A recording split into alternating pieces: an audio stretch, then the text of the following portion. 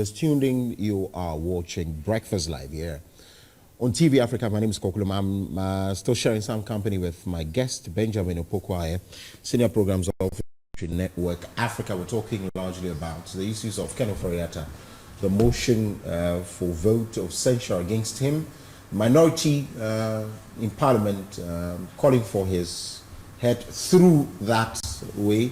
98 now, we understand, of majority MPs also calling for the resignation of him, and they boycotting the budget reading, which comes in a week or so, 24th. I mean, that's the deadline. It's was supposed to come 15th, and then didn't happen again because of IMF and all that.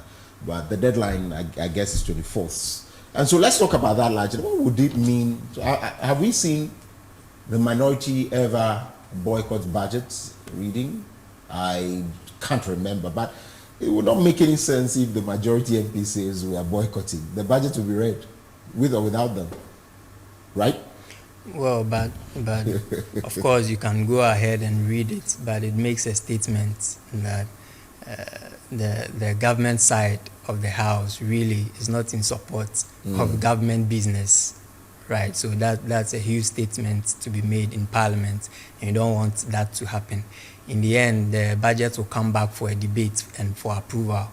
Are they still going to approve it? So it's good to start engagement now to be sure and to ensure that you have that consensus. If not, I mean, government business will just be hijacked.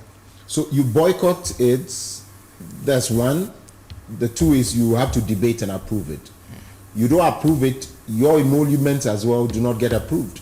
And so who gets in there? Again, it's not just playing into just what you started saying, politics, because you boycott. I mean, this is not Mr. Ayers. You boycott it, would you debate it? Okay, you will not. How about approving it? Then your salaries will not be paid, though, 98 people. But it then plays into the gimmicks we were just talking about that. By and large, all of these plays either into some games or politics. And it's in a way it's quite frustrating. I mean, who exactly? To who? To the people of Ghana? Yes, to us. I mean, to us, something has to be done, right? And MPs and politicians are up there and also trying to, they take a position today, tomorrow they take a different position, and so you really don't know who is really thinking about the people, right? And I think it's funny, but it's very frustrating.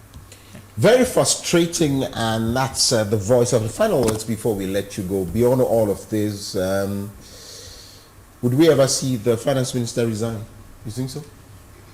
Well, anyway, by way of final words. I can't really tell, but of course, I mean, it's clear, it's evident that he has to go, he has to resign. An action has to be taken for a new person, new crop of team to take over, to bring in some fresh ideas, and let's see what happens in the next years that we have. I see. Yeah. Thank you very much indeed for your time.